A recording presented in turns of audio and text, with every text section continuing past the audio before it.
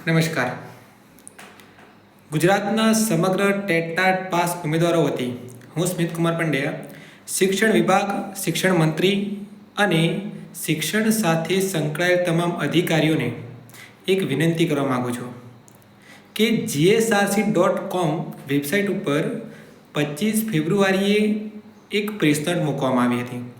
આ પ્રેસ નોટમાં જણાવ્યા મુજબ શિક્ષણ સહાયક 11-12 માટેના અને 9થી 10 માટેના ટૂંકમાં તમામ 9થી 12ની શિક્ષણ સહાયકની જે ભરતી છે એ એપ્રિલના અંત સુધીમાં પૂર્ણ કરવામાં આવશે એવું લેખિતમાં વેબસાઇટ ઉપર મૂકવામાં આવ્યું હતું. અને આપણને ખ્યાલ છે કે ભરતી પૂરી થઈ છે કે નથી થઈ, તો એનું 50% કામ પણ પૂર્ણ થયેલું હાલ દેખાઈ રહ્યું છે, પૂરેપૂરું થયું નથી.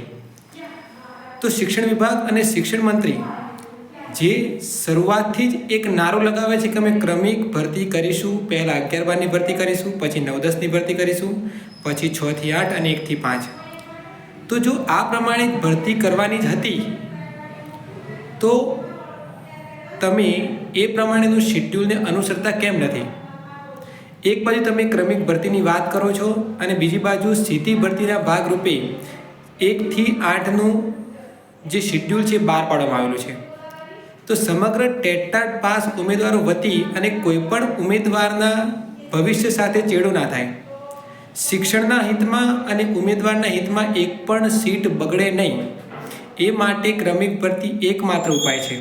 અને એના માટે પહેલાં મે મહિનાના 15 તારીખ સુધીમાં 9થી 12ની તમામ પ્રક્રિયા પૂર્ણ કરવામાં આવે એવી શિક્ષણ મંત્રીશ્રી અને વિભાગને વિનંતી છે. અહીંયા મિત્રો જોવા જઈએ તો સંકલનનો અભાવ જોવા મળે છે, કારણ કે શિક્ષણ મંત્રી સાહેબને જ્યારે ટેલિફોનિક વાત કરીએ છીએ અથવા તો કોઈ પણ મીડિયામાં જ્યારે આવીને વાત કરે છે ત્યારે ક્રમિક ભરતીની જ વાત કરતા હોય છે, પણ વિભાગ અને મંત્રી સાથેનું સંકલનનો કંઈક અભાવ જોવા મળે છે. તો માનનીય મંત્રી સાહેબ છે, શિક્ષણ મંત્રી સાહેબ, કેબિનેટ કક્ષાના કે રાજ્ય કક્ષાના મંત્રી પ્રફુલ પાનસરે સાહેબ, દરેકને નમ્ર વિનંતી છે કે વિભાગ સાથે સંકલન કરી અને યોગ્ય ટાઈમ ટેબલ મુજબ ડબલ એન્જિન મુજબ એક કહેવાય ને કે હાઈ સ્પીડથી, કારણ કે ઓલરેડી તમે સમય લઈ ચૂક્યા છો. 50% કામ જે માણસો સાથેનું કામ લેવાનું હોય, ડોક્યુમેન્ટ વેરિફિકેશન, જેમાં મેનનું જે જરૂર પડે છે, માણસોની જરૂર પડે છે, એ કામ હવે પૂર્ણ થઈ ચૂક્યું છે. હવે માત્ર ઓનલાઈન પ્રોસેસ બાકી છે અને 15 દિવસમાં તમારે પૂર્ણ કરવી હોય તો તમારી પાસે ટેકનિકલ સ્ટાફ અને હાલના યુગ પ્રમાણે આપણે પૂરું કરવું હોય તો કરી શકીએ છીએ. તો શિક્ષણ મંત્રી સાહેબને વિનંતી છે કે તમે આપેલો ટાઈમ હવે 30 તારીખ આજે થઈ છે અને અંતિમ દિવસ પૂર્ણ થઈ ચૂક્યો છે. ભલે પૂરો થઈ ચૂક્યો છે, વાંધો નથી અમને, પણ 15 મે સુધીમાં 9થી 12ની પ્રોસેસ પૂર્ણ કરવામાં આવે, જેથી વિદ્યા સહાયક અને શિક્ષણ સહાયકમાં કોઈ પણ ઉમેદવાર રિપીટ ના થાય, જેથી એક પણ સીટ બગડે નહીં. અને જે તમારો જે કોઈ પણ જગ્યાએ ભાષણ હોય કે કોઈ પણ હોય તો તમારી જ વાત છે કે 24,700 અને હાલમાં તમારી એક વાત હતી કે અંદાજિત 32,000 શિક્ષકોની આપણે ભરતી કરવા જઈ રહ્યા છીએ. તો આવડી મોટી ભરતીમાં સીટ બગડે અને એકનો એક ઉમેદવાર રિપીટ થશે તો પૂરેપૂરી ભરતી થઈ શકવાની નથી.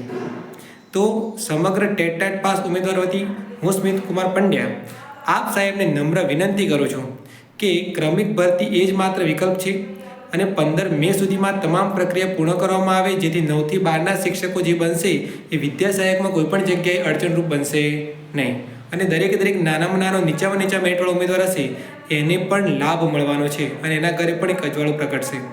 તો ફરીથી એક નમ્ર અરજ કરું છું કે ક્રમિક ભરતી પહેલાં પૂર્ણ કરવામાં આવે, મે મહિનાની અંદર સંપૂર્ણ પ્રક્રિયા પૂર્ણ કરવામાં આવે અને એક ટાઈમ ટેબલ બહાર પાડવામાં આવે કે આટલા દિવસમાં 9થી 12નું પ્રોસેસ પતી જશે, આ દિવસે આ પ્રોસેસ હશે, બીજા દિવસે આની 9-10ની ક્યારે હશે, 11-12ની ક્યારે હશે, અને એ મુજબ કડકપણે એનું પાલન પણ કરવામાં આવશે. શાળા પસંદગી તમે 4 દિવસની ના આપતા, તમે 2 દિવસ આપો, ભલે 2 દિવસમાં મેં પૂર્ણ કરવા માટે તૈયાર છે, પણ તમે મે મહિનાની અંદર આ પ્રક્રિયા પૂર્ણ કરી દો, જેથી વિદ્યા સહાયકનું જે શેડ્યુલ છે એ વાંધો નથી. ભલે એમાં 5 જૂન સુધી છે શાળા પસંદગી, તો એ પ્રોસેસ ભલે ચાલતી, પણ એનો લાભ ક્યારે થશે? જો ક્રમિક ભરતી પ્રક્રિયા 9થી 12ની પૂર્ણ થશે તો. અને બીજી એક વિનંતી છે કે 1થી 5ની પહેલાં જે તમે ભરતી પ્રક્રિયાનું શેડ્યુલ આપ્યું છે એની જગ્યાએ પહેલાં 6થી 8નું શેડ્યુલ અનુસરવામાં આવે અને ત્યારબાદ 1 થી 5ની ભરતી પ્રક્રિયા કરવામાં આવે, જેથી 1 થી 5 અને 6 થી 8ના કોમન ઉમેદવારો ફરીથી રિપીટ થાય નહીં.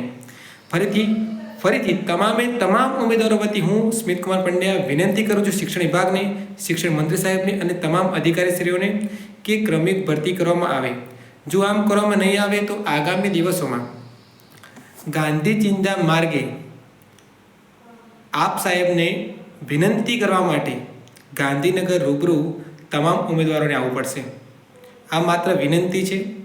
વિનંતીને અમારે વિનંતી કરવી ના પડે એવું કંઈક સ્ટેપ આવે તો ખૂબ જ સારું છે. જય જય ગરવી ગુજરાત. દરેક ઉમેદવારો આ વિડીયો શિક્ષણ મંત્રી સાહેબ સુધી પહોંચે એવો પ્રયત્ન કરજો. ધન્યવાદ.